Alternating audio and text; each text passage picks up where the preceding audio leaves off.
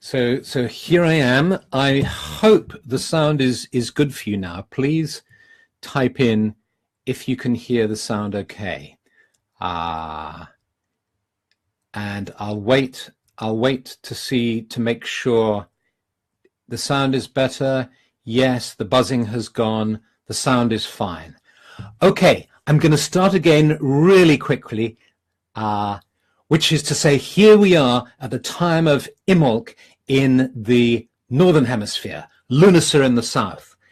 They're intimately related because Imbolc is the time of promise, and Lughnasadh, Lammas, is the time of fulfillment. We sow the seeds in the spring, the beginnings of spring, and it bears fruit and harvest at the time of the autumn. So this is the relationship between the two.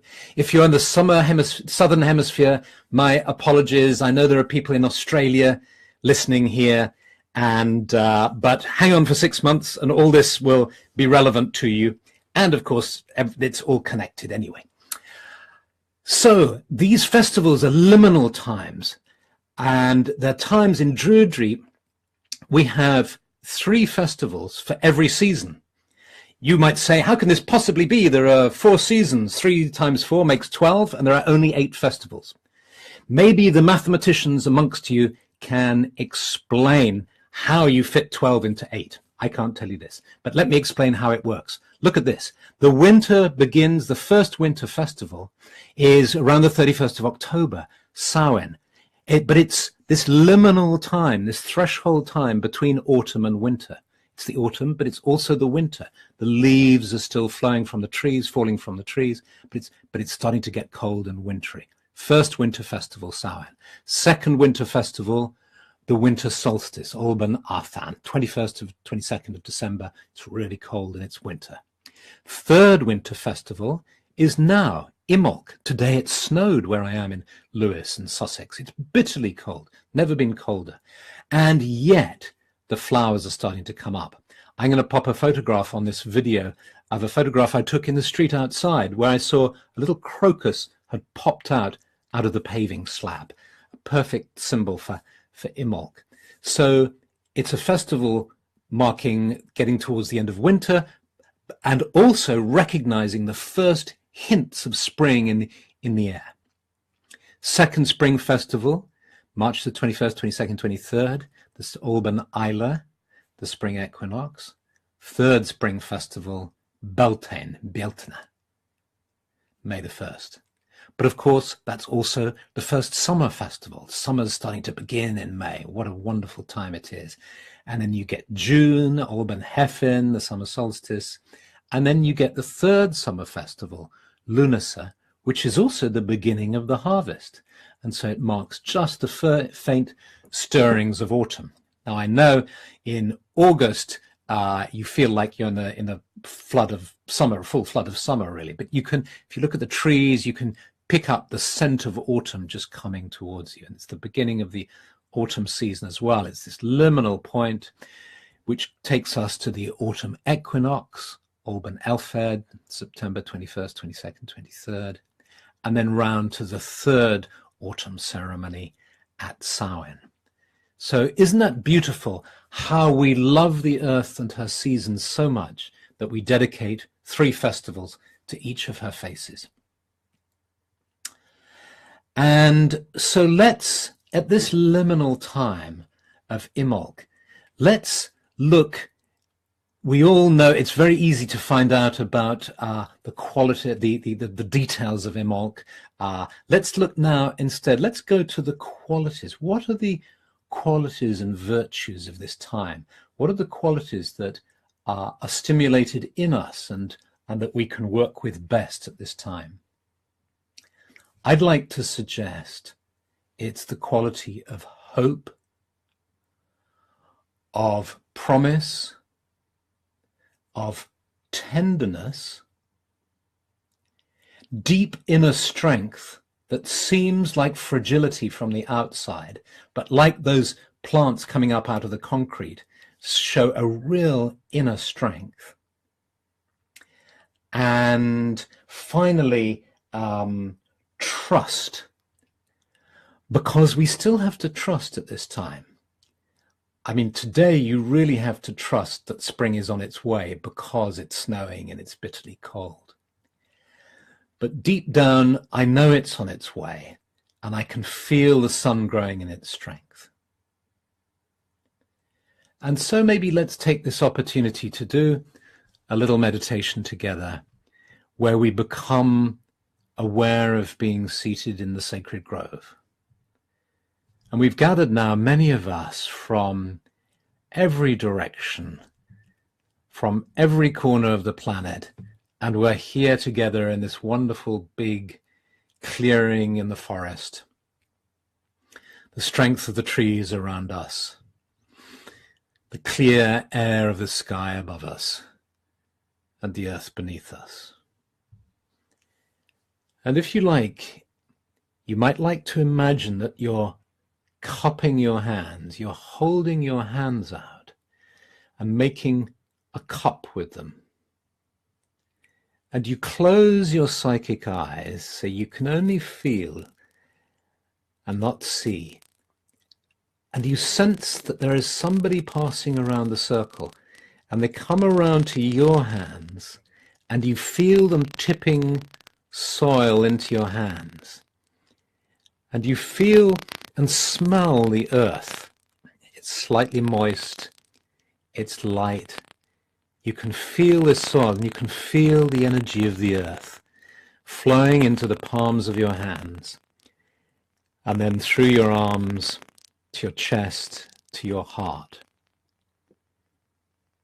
So you're making a kind of heart, your hands cupped together being one part of the heart, and then the energy flowing around into your chest. And you focus on this earth, and then you can sense that somebody else is passing around the circle, and they're placing a seed within the earth, and then gently patting it. And then imagine that you open your eyes, your psychic eyes, and you look at this earth.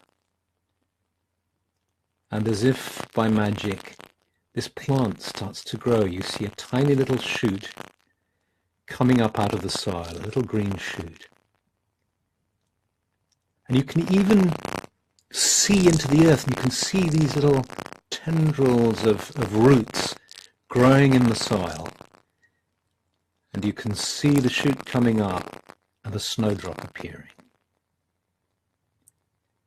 And you're holding this life in your hands, and you're looking at the snowdrop.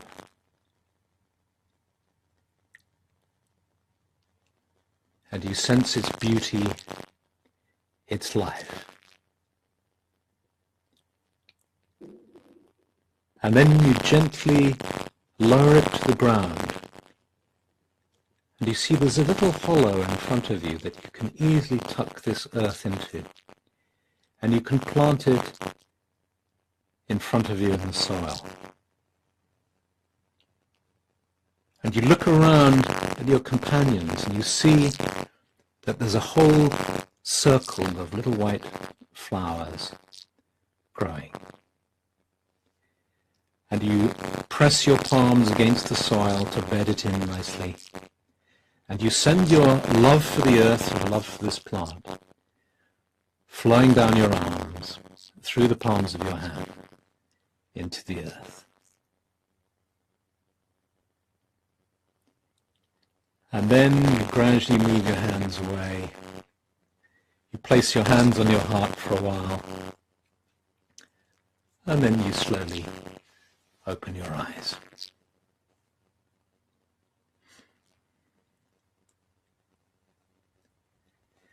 And so this is the energy of this time, I think.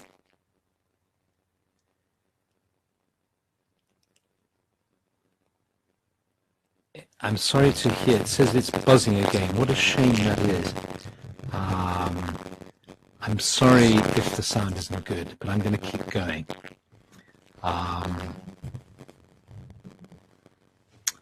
This is the energy, I think, of Imbolc.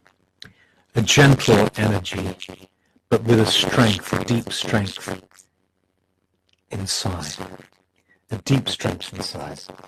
And it points to an enormous truth, I think, a really powerful truth. But it's a truth of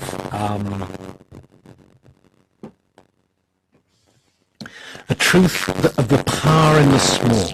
You know, we're so used to what is big. Hollywood, unfortunately, has contributed to this, so that we can tend to feel that if something big isn't happening in our lives, if the story isn't big, somehow we're not living fully enough, our life isn't on full enough volume.